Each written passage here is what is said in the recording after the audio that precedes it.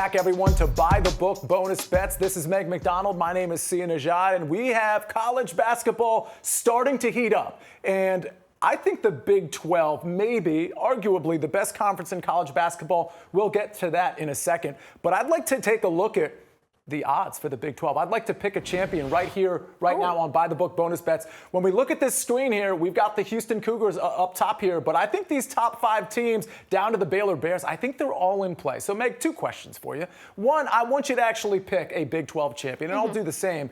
But why is the Big 12 the best conference in college basketball? Because the SEC still owns college football. And all of those fans, while yes, the SEC is really deep this year when it comes to hoops, the Big 12 is really difficult to play on the road. Like, you have to protect home court. Playing inside Allen Fieldhouse, good luck. Playing inside Hilton Coliseum, good luck. These Big 12 fans still show up tremendously in this conference when it comes to college basketball. All right, well, let's pick a Big 12 champion. Okay.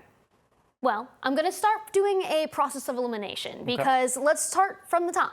Houston and then Kansas. First and foremost, Houston really resides on their defense. At least they did with Kelvin Sampson as their head coach last year. However, they lost their best player, the backbone of that defense and offense, in Jamal Shead. Now, I still love LJ Cryer and Emmanuel Sharp. However, Houston just lost to Auburn. I know we're only a week in, so I don't want to put so much stock in some of these early games, but Auburn had to turn their plane around because 2 players got into a full-blown brawl, and then Auburn won the game. So I'm just saying, I don't think Houston should be the favorite quite yet because you lose your best player, the backbone of that team. Let me go down to Kansas, who, again, we're only a week into this short season. They got a nice win over UNC inside Allen Fieldhouse. Guess what? They blew a 20-point lead.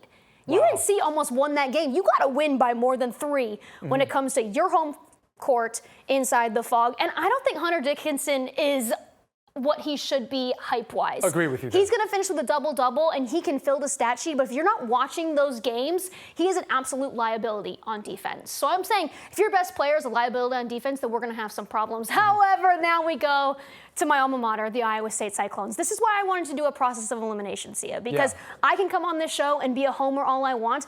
Iowa State was 1 win away from winning the Big 12 regular season just last year. And they went on the road, final game of the regular season, had to beat Houston, which is a tough place to play in, and they came up short. They love their defense. TJ Otzelberger is an elite coach. Momcilovic is back. So give me Iowa State plus 475, a hometown hero point guard in Taman Lipsey. Great story there.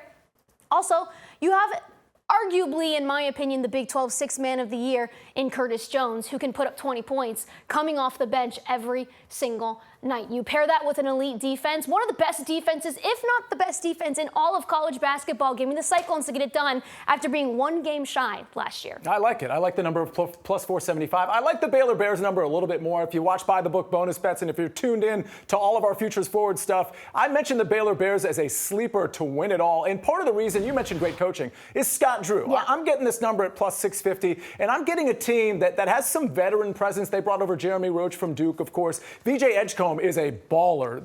Their prize recruit. He's one of a few prize recruits, actually. Rob Wright is a good guard there, too. They brought over Norchad Omier from Miami. I think this team, listen, they got absolutely erased by Gonzaga, okay? They got absolutely worked. But that was like one of their first games, and we predicted that this team was going to take some time to gel. They went on and they beat Arkansas out of conference. They still play UConn, St. John's, and then they get that Big 12 schedule. I think they're going to be really tested even before they get to the Big 12. So Baylor Bears behind some of these young players and Scott Drew, plus 650. I like the number here. I don't love the Baylor defense. I know it's a short season so far, and they were able to throw different defenses and confuse the heck out of Arkansas, and it worked.